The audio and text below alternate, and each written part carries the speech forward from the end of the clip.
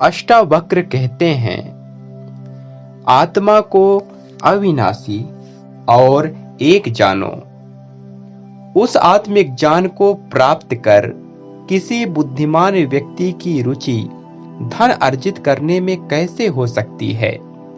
स्वयं के अज्ञान से भ्रमवश विषयों से लगाव हो जाता है। जैसे सीप में चांदी का भ्रम होने पर उसमें लोभ उत्पन्न हो जाता है। सागर से लहरों के समान जिससे यह विश्व उत्पन्न होता है, वह मैं ही हूं जानकर तुम एक दिन जैसे कैसे भाग सकते हो। यह सुनकर भी कि आत्मा शुद्ध, चैतन्य और अत्यंत सुंदर है, तुम कैसे जननेंद्रिय में आसक्त होकर मलिनता को प्राप्त हो सकते हो। सभी प्राणियों में स्वयं को और स्वयं में सब प्राणियों को जानने वाले मुनि में ममता की भावना का बने रहना आश्चर्य ही है। एक ब्रह्म का आश्रय लेने वाले और मोक्ष के अर्थ का एक ज्ञान रखने वाले का आमोद प्रमोद द्वारा उत्पन्न कामनाओं से विचलित होना आश्चर्य ही है।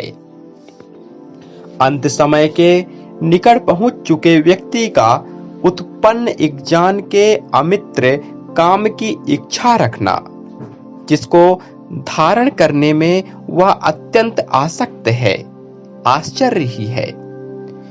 इस लोक और परलोक से विरक्त, नित्य और अनित्य का एक ज्ञान रखने वाले और मोक्ष की कामना रखने वालों का मोक्ष से डरना आश्चर्य ही है।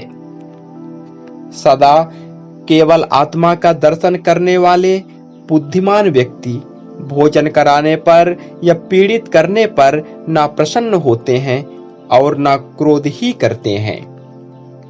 अपने कार्यशील शरीर को दूसरों के शरीरों की तरह देखने वाले महापुरुषों को प्रशंसा या निंदा कैसे विचलित कर सकती है।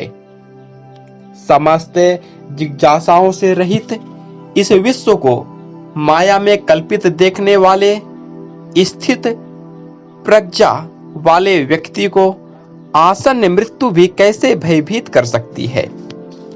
निराशा में भी समस्त इच्छाओं से रहित स्वयं के एक ज्ञान से प्रसन्न महात्मा की तुलना किससे की जा सकती है।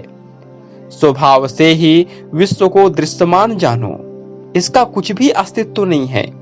यह ग्रहण करने योग्य है और यह त्यागने योग्य। देखने वाला स्थिर प्रज्ञा युक्त व्यक्ति क्या देखता है। विषयों की आंतरिक आसक्ति का त्याग करने वाले संदेह से परे बिना किसी इच्छा वाले व्यक्ति को स्वतः आने वाले भोग न दुखी कर सकते हैं और न ही सुखी।